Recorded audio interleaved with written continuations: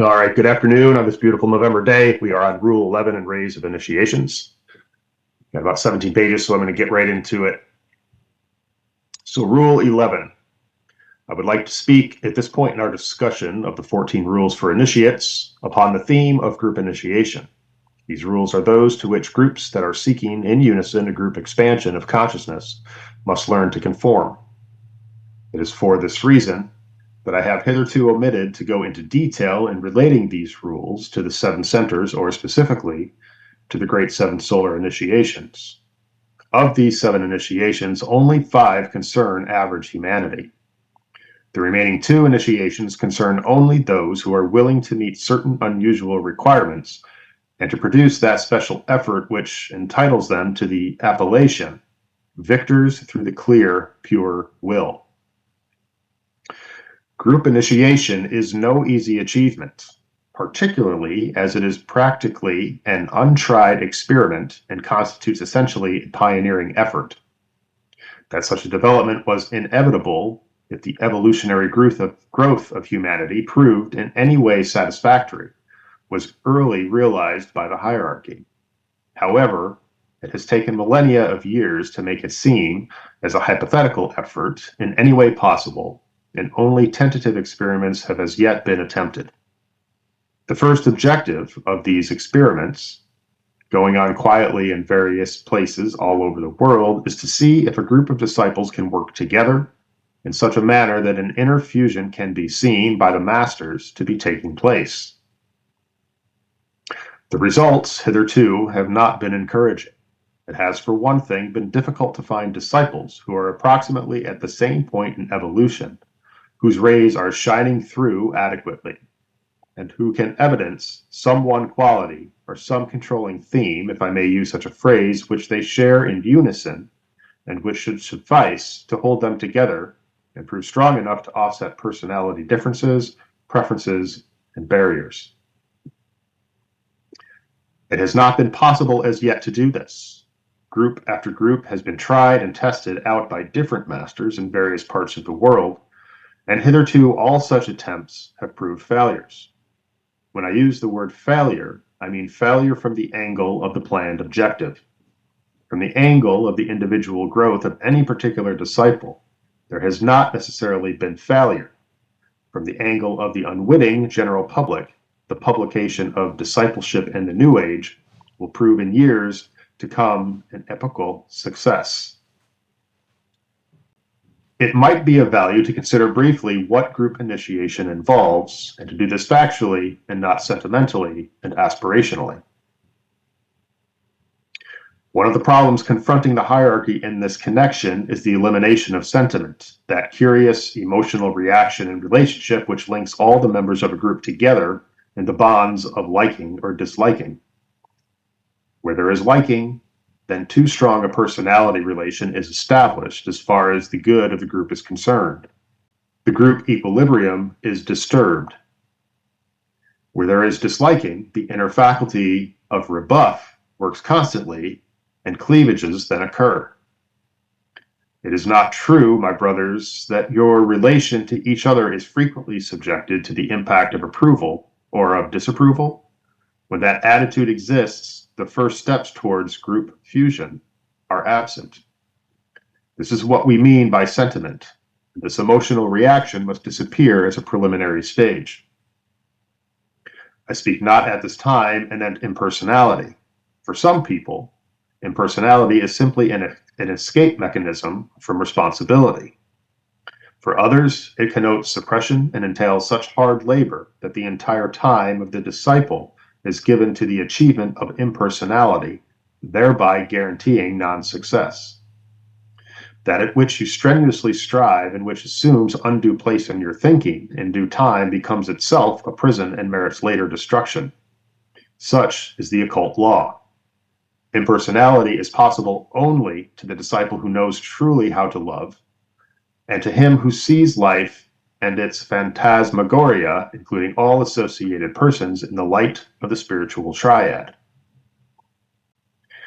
It is to this Rule 11 primarily refers, and it will not be possible for you to comprehend the significance of this rule unless there is a measure of clarity in your minds and then true group relationships.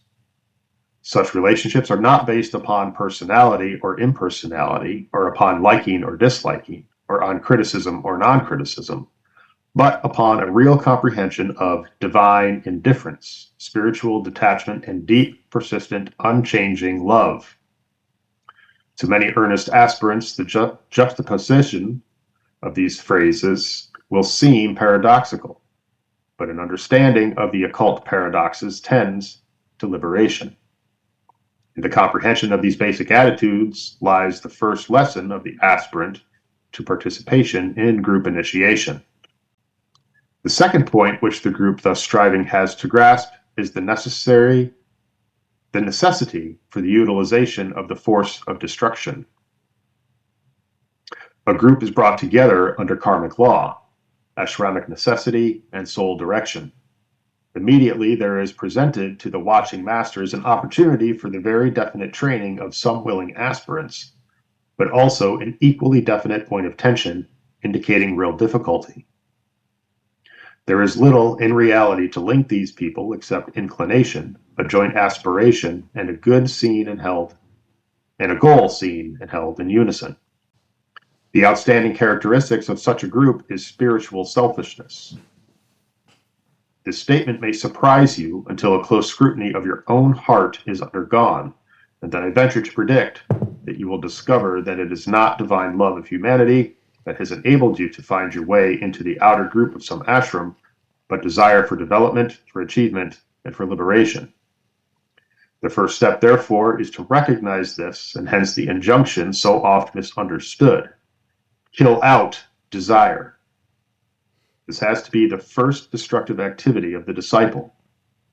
It is not what the disciple seeks or wants or desires which should condition him and drive him to what we might call ashramic acquiescence, but the all-impelling motive of world need. So the disciple begins to rid himself of desire by a process of attrition. He does not positively fight desire with a view to its elimination. He does not seek to transmute it, as should the probationary disciple, but he ceases to give it any recognition. He fails to provide it with the needed stimulation of attention, for as ever, energy follows thought. He is preoccupied with world need and with the service he can render, and almost inadvertently, as it were, desire dies of attrition. It will be apparent to you, therefore, that it will take time for all the members of a group to achieve the destruction of individual desire, that until some measure of this united liberating process is attained, the group cannot go forward together as a unit on the way of initiation. The next step is the destruction of the ties which link the personalities of the group members. These must be severed, and the relation between the group members must be on the basis of soul activity, joint pledge to the master of the ashram, and a united service given to humanity.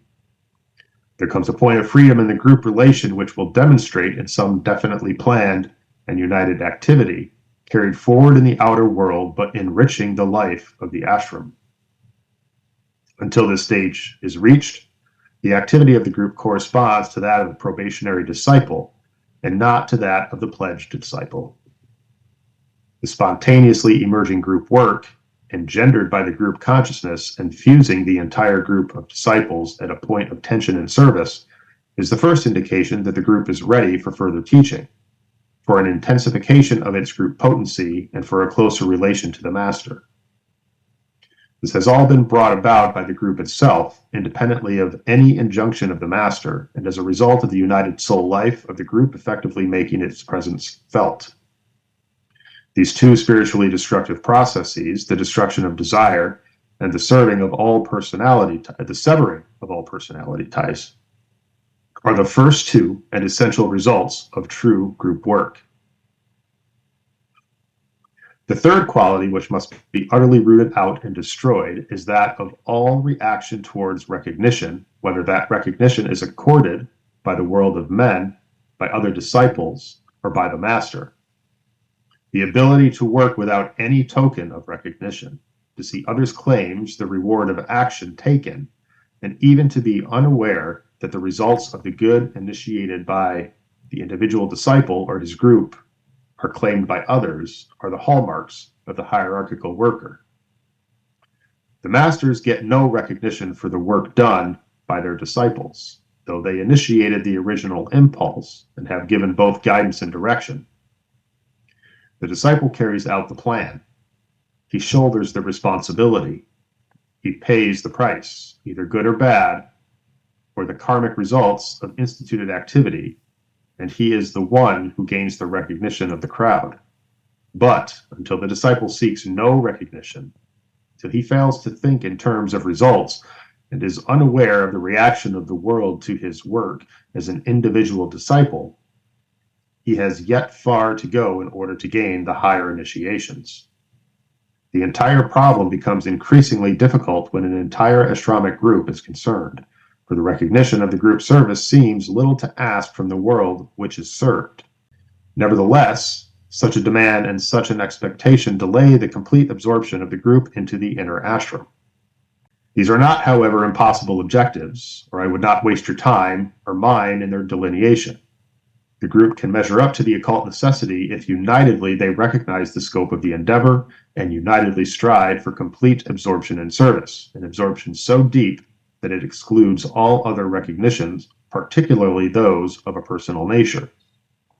We come back, therefore, as it is continually the case, to the fact that when a group can arrive at a suitable point of united tension, non-essential reactions disappear and undesirable qualities are automatically removed. These three types of work along the lines of destruction merit your careful consideration, and because they are along the line of the destroying aspect, it will be apparent to you that the method employed is that of the utilization of the group will. It will be equally apparent that the group will can only make its appearance under the law of occult continuity when and if the group is functioning intelligently and demonstrating love adequately. We now come to the third factor, which group initiation involves. This is diversity and unity, consciously recognized and utilized. A group is not composed of disciples, all of whom are being prepared for the same initiation. This is oft a hard saying for group members to accept. The significance of my earlier statement, that a group is composed of men and women, all of whom are at the same point in evolution, is a generalization and simply means that all of them have reached the point where they are pledged and unalterably committed to the work of the ashram under some particular master. The work, however, requires a diversity of quality and of potencies in order to be effective in manifestation upon the outer plane. It needs those who are in close contact with the master and are therefore initiates of a certain standing. It needs also those who have facility of relationship with the inner ashram and are therefore senior disciples, though not necessarily high initiates. It needs also those not so advanced upon the path of discipleship because they have or can establish a close connection with ordinary humanity in the life of every day. A group of disciples such as this is consequently a miniature hierarchy, and a hierarchy exists in its various degrees in order to permit of a wide range of effective relationships. Ponder on this statement. You can see now why there is necessity for the elimination of personality reactions, for only thus could the groups function as a coordinated unit with the various members recognizing each other's status and yet not move to jealousy or belittlement thereby. The work is then carried forward on the basis of inspiration, coordination, and practical application. The senior members of the group, and those with the most advanced status, whatever that may be, provide the incentive of the plan as they receive it from the master. The more experienced among the disciples then coordinate the plan within the group, relating it to the ashram and indicating its approach to the world of men. The neophytes, pledged and dedicated, though yet without experience, carry out the plan upon the physical plane. This entails, as you can see, smooth and effective coordination, a proper attention to general picture, and an application of the detail of work to the immediate necessity. It is a hard task for a group of intensely individualistic disciples, and all disciples are individual, to begin to take the first steps toward these attitudes and the relationships which distinguish the hierarchy as a whole. Still, another important factor in the group preparation for initiation is the cultivation of silence. How, we ask ourselves at times when the functioning of the ashram is under discussion, can we train our disciples to realize that, essentially, silence is not refraining from speech? So many disciples seem to think that it is, and that they have to learn not to talk if they hope to take initiation. Some would do a great deal better if they talked more than they do along right lines. The silence imposed in an ashram is refraining from certain lines of thought, the elimination of reverie, and the unwholesome use of the creative imagination. Speech is consequently controlled at its source, because speech is the result of certain inner sources of ideas, of thoughts, and of imagination. It is the precipitation at a certain point of saturation, if I might so express it, of inner reservoirs which overflow on the physical plane. The retention of speech and the suppression of words, they are the result of a realization that what is to be said is wrong or undesirable or unwise or wasteful of energy will simply increase the inner banking up and will lead eventually to a still more violent display of words at a later date. It may also bring about serious and disastrous conditions within the astral body of the disciple. The silence of thought is to be cultivated, and, my brothers, I do not mean silent thinking. I mean that certain lines of thought are refused admission, certain habits of thinking are eradicated, and certain approaches to ideas are not developed. This is done by a process of substitution and not by a violent process of suppression. The initiate learns to keep his thought apparatus in a certain effective condition. His thoughts do not intermingle the one with the other, but are contained, if I may thus pictorially word it, in separate compartments or carefully filed for reference and later use. There are certain layers of thought, again speaking symbolically, which are held within the ashram itself and are never permitted to enter the mind of the disciple or the initiate when not consciously working in the ashram. Others are related to the group, and its work are given free play within the group ring pass not.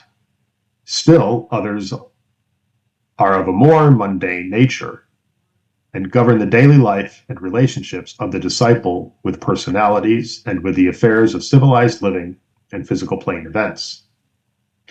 These are only indications of what I mean, but will suffice to show, if you duly meditate, a little of what is meant by the silence of the initiate. Within the permitted levels of contact, speech is free and unimpeded. Outside those levels, no indication is given that the other spheres of thought activity, with their conditioning speech, even exist. Such is the silence of the initiated disciple. We have therefore considered briefly, but suggestively, 4 qualities which a group preparing for initiation needs to develop, to consider, and unitedly to achieve. They are: 1, the achieving of a non-sentimental group interrelation; 2, learning how to use the forces of destruction constructively; 3, attaining the power to work as a miniature hierarchy and as a group to exemplify unity in diversity; and 4, cultivating the potency of occult silence. We now come, after these preliminary remarks, to a consideration of the next rule. Rule 11. Let the group together move the fire within the jewel in the lotus into the triad, and let them find the word which will carry out that task. Let them destroy by their dynamic will that which has been created at the midway point. When the point of tension is reached by the brothers at the 4th great cycle of attainment, then will this work be done. On first reading this rule, it is obvious that it concerns the 4th initiation and the consequent destruction of the causal body, the vehicle through the means of which the monad has created first of all the personality, and then an instrument for the expression of the second divine aspect. We are therefore dealing with one of the major initiations.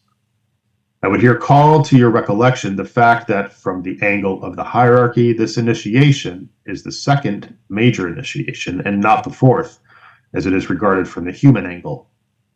The third initiation is technically regarded as the first initiation. The major initiations are really possible only after the transfiguration of the personality. What therefore brings about the destruction of the soul body? The destroying agent is the second aspect of the will. The third or lowest aspect of the will, working through the mind or the monastic principle, was the sustaining factor in the long cycle of personality development. It was the principle of intelligent synthesis, holding the life principle intact and individualized through the long series of successive incarnations. During that cycle, the will demonstrated first as the lower man. When it focused itself in the sun of mind, the divine Agnishvata, the soul, and became increasingly a factor of potency. Later, as the disciple builds the antakarana and thus establishes a direct channel of communication between the monad and the personality, the lower mind becomes fused with the abstract mind or higher mind, the monastic principle sublimated and purified. And gradually the soul is, to use a peculiar but sensitively expressing word, bypassed. It has by now served its purpose. Love and light are an expression in the physical plane life. Neither the personality vehicle nor the soul body is required as under the old conditions. Their place can now be taken by the spiritual triad and the monad.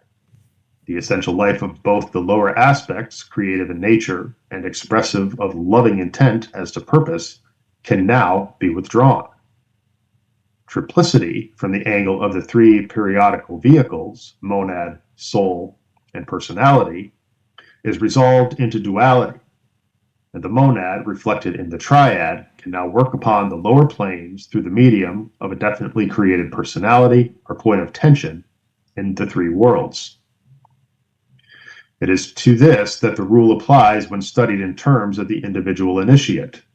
Whilst the life in which the soul is bypassed and its ring pass knot is destroyed is of such profound difficulty that it is called the life of crucifixion or of renunciation. We are, however, concerned with the interpretation of the rule as it affects a group which is preparing for the joint initiation of its members. It is by adhering to the ancient dictum that, as it is with the macrocosm, so will it be with the microcosm, and by the application, therefore, of the law of analogy, that we shall eventually arrive at understanding. I cannot hope to do more than indicate significances, but it will now be clear to you why I have dealt with the four qualities which a group must develop in unison prior to initiation. You shall find it useful to relate these qualities to the various phrases or injunctions in Rule 11. We must consider each of them separately. Let us now look at the first sentence. Let the group together move the fire within the jewel and the lotus into the triad. Let me first remind you that fire always connotes the first aspect, and this, as you know, is the life aspect. To this, let me add the well-known fact that our God is a consuming fire, and call your recollection that the first aspect is the destroyer aspect. You have immediately established a relation between the first two qualities with which we have been dealing and the work of the crucifixion as a symbolic expression of the fourth initiation. The achieving of a selfless and impersonal group interrelation was the first prerequisite, and the word together in this rule deals with the work of the group when, as a closely knit unit, it can move forward. This transference of the life or of the fire has to be the result of united action, taken by the group when full interior unity has been attained. It cannot take place prior to this, any more than an individual initiate can take this particular initiation until such time as complete fusion of the three bodies and the soul has been effectually brought about and divine indifference has been achieved to all lower reactions of the component parts of the fused and interrelated instrument. So must it be with the group. The group life must express itself upon the physical plane and in group formation. It will possess a sensitive feeling apparatus corresponding to the astral body, and the group mind will be well organized and functioning rhythmically. Thus, the group personality will be active, but divinely active, by the time this particular stage is reached. The group soul will also be in full flower as an expression of the inner ashram, and at the very heart of the group life, veiled and hidden by its outer personality expression and by its vibrant loving soul, will be a point of living fire or life which, in due time and under right conditions, must be transferred into the inner ashram, found on triadal levels. This may or may not mean the destruction of the group causal body and the establishing of a direct line of relationship between the pure ashram and a group of disciples. It will undoubtedly mean, during the stages preliminary to that desirable attainment, a definite change of focus and the gradual establishing of a point of tension upon slowly realizing higher levels, carried out on until the transference is completed. All the time that this is taking place, the fire at the heart of the group life is becoming more and more vital, and consequently more and more spiritually destructive. The second quality which we considered, the constructive planned use of the forces of destruction, can now be seen as active. It is these forces which are often responsible for the upheavals, the cleavages, the dispersions, and the fatalities which are so frequently the characteristics of the group life in its early stages. The fire is then working under the stimulation of the spiritual triad, but is not consciously being manipulated by the group itself. The group becomes esoterically a burning ground, and much time would be saved and much unnecessary distress and pain and suffering would be eliminated if the group members would realize what was happening to them and would simply stand steady until such time as the purification, so as by fire, has been completed, and the life principle in the group heart can shine forth with both brilliance and radiance. It is this quality of patient endurance which is so sorely needed by the members of a group being prepared for initiation. Once, however, the purpose underlying all distressing events and disrupted personnel is grasped, rapid progress can be made, again by the simple practice of divine indifference. This divine indifference was the outstanding quality of the Master upon the cross at Calvary. The 7 words from the cross were concerned with others, with his mission, with world need, and with relationship with the Father or with the monad. But disciples and aspirants are so intensely preoccupied with themselves, their effect upon others, their endurances and pain, or with criticism of their brothers or of themselves. The goal and the main objective is not adequately emphasized in their consciousness. The group personality is often functioning with potency, but the fusing love of the soul is absent, and the shattering inflow of the life at the heart of the jewel is not permitted full sway. It is blocked and intercepted by group conditions, and until there is at least some united will to take together what is needed in order to shift the life of the group to higher levels of awareness and into the ashram on Buddhic levels, the technique or transference will not be committed to the group by the Master. That is what is meant by the next sentence in the rule.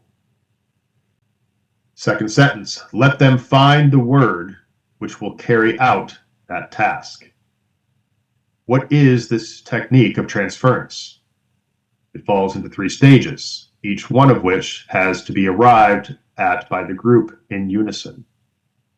The first is the stage of united tension, or the attaining of such a focal point of planned and focused intent that the group is undeviatingly oriented to the immediate task to be done and is functioning from the angle of purpose as one individual. This is perhaps the hardest stage. It has to be mastered prior to the assistance of the Master in the inner ashram. He is to the group what the monad is to the disciple, ever seeking to bring about the esoteric renunciation of the causal vehicle. This point of tension has to be held in high vibratory activity all through the process of transference.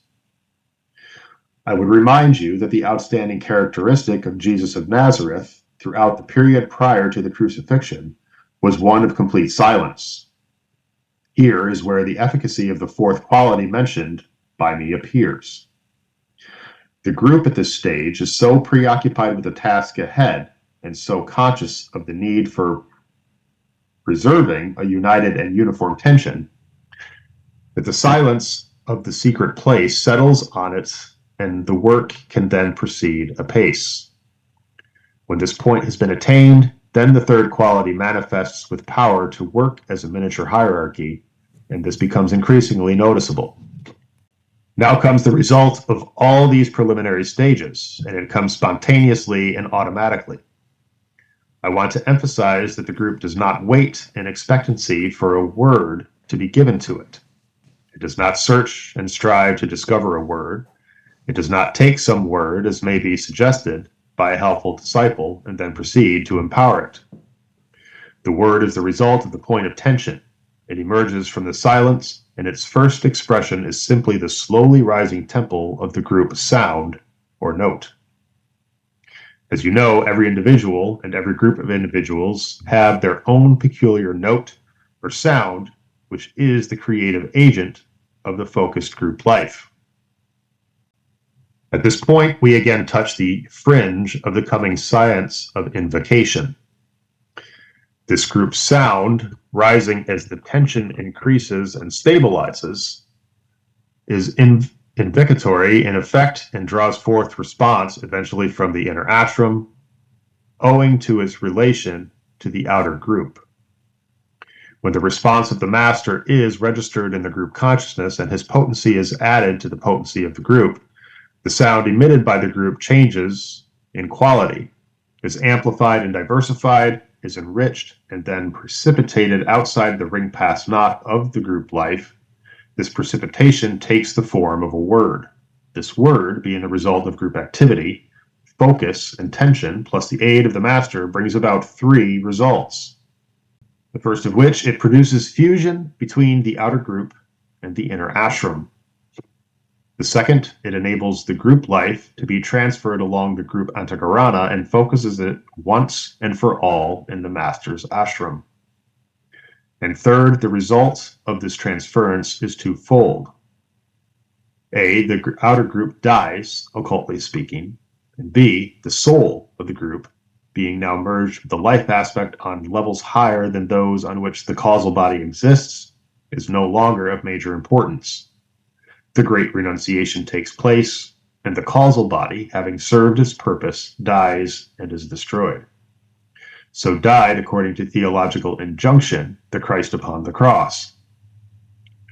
Yet he died not, and still lives, and by his life are all souls saved. It is hard for esoteric students to realize that the emphasis of the coming schools of enlightenment will be upon the life aspect, and not upon contact with the soul.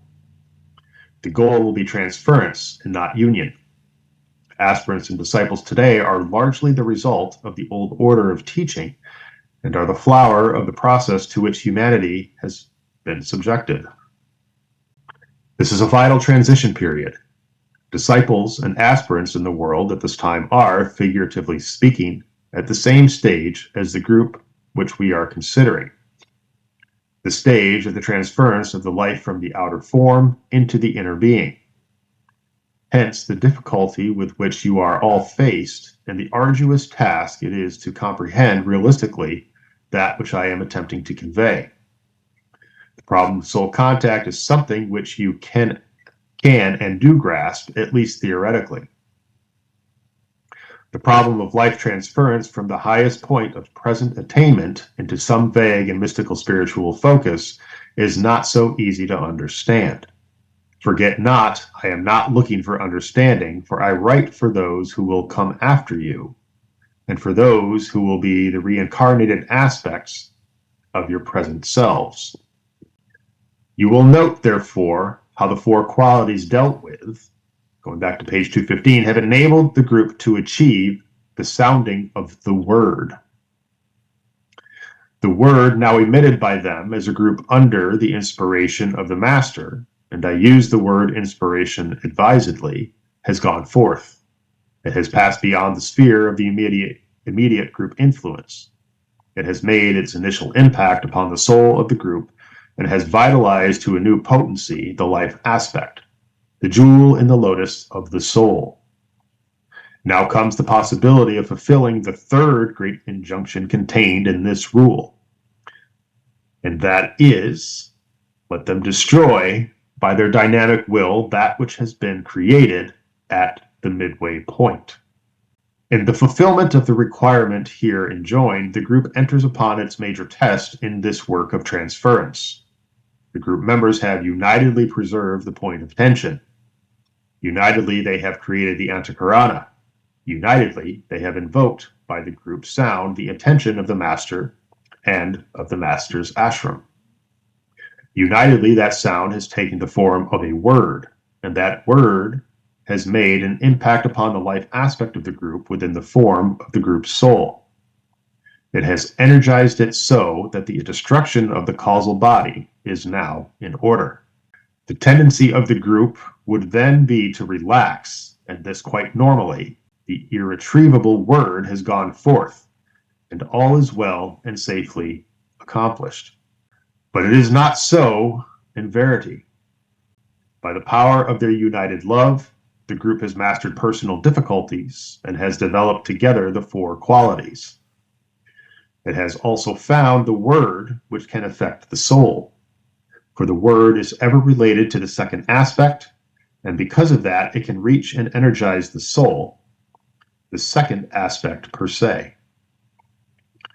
But now, in the final stages of the great work of transference, the group has to arrive at a new point of tension and of united attainment.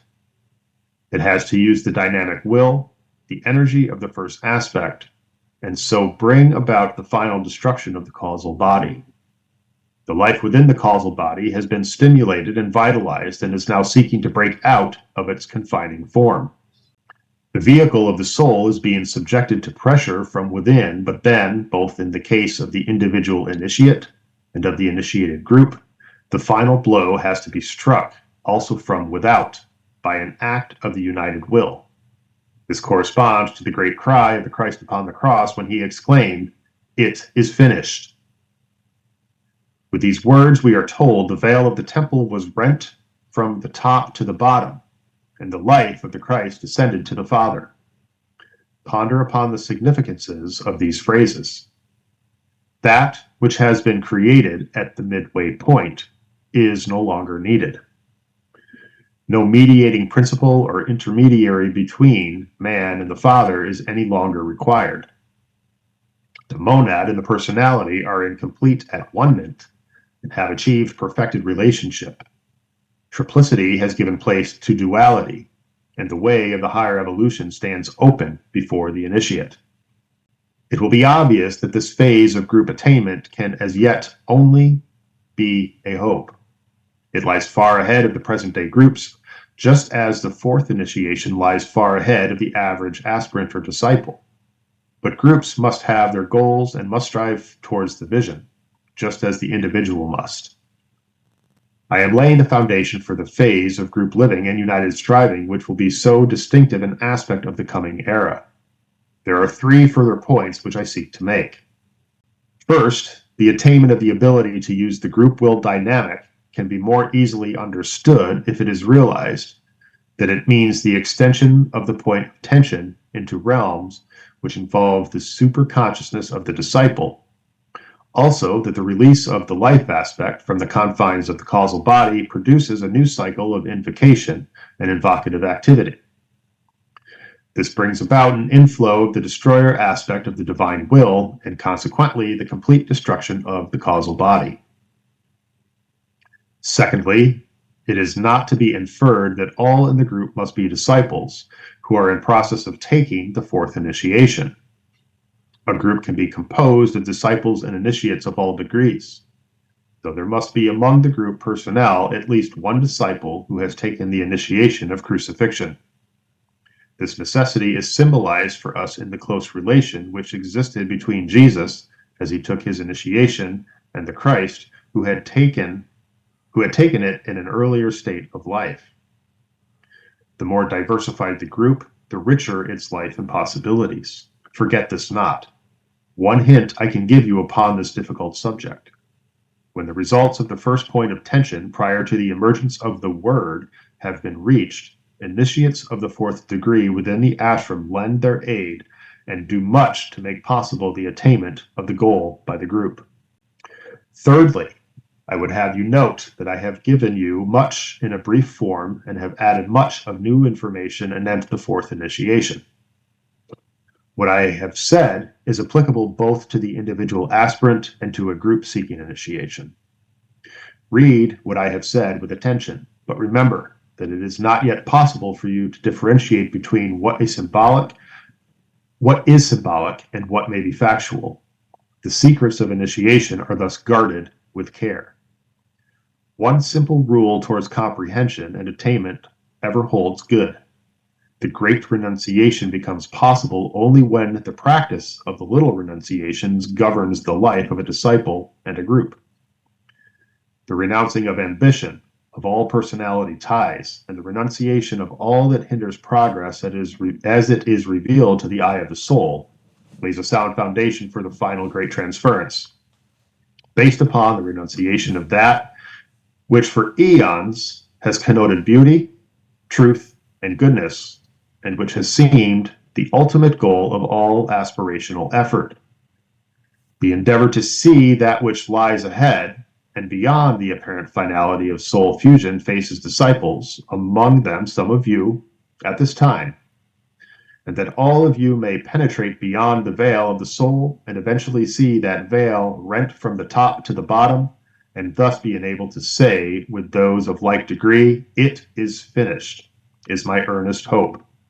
Then will open for you, as for others, the way of the higher evolution, and the glory of the Lord will be seen in a new light, a light which will dim and throw into the shade all previous goals and visions.